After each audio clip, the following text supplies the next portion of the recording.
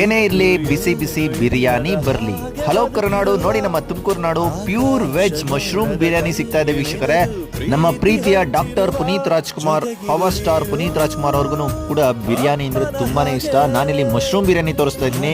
ಸುತ್ತಮುತ್ತ ಎಲ್ಲ ನೋಡಿದ್ರು ನಮ್ಮ ಅಪ್ಪು ಸರ್ ಫೋಟೋನೇ ಇಟ್ಕೊಂಡು ಇವರು ಸ್ಟಾರ್ಟ್ ಮಾಡಿದ್ದಾರೆ. ಓಪನ್ ಆಗಿ 1 ಮಂತ್ ಆಗಿದೆ ವೀಕ್ಷಕರೇ. ಇಲ್ಲಿ ಮಶ್ರೂಮ್ ಬಿರಿಯಾನಿ ತುಂಬಾ ಫೇಮಸ್.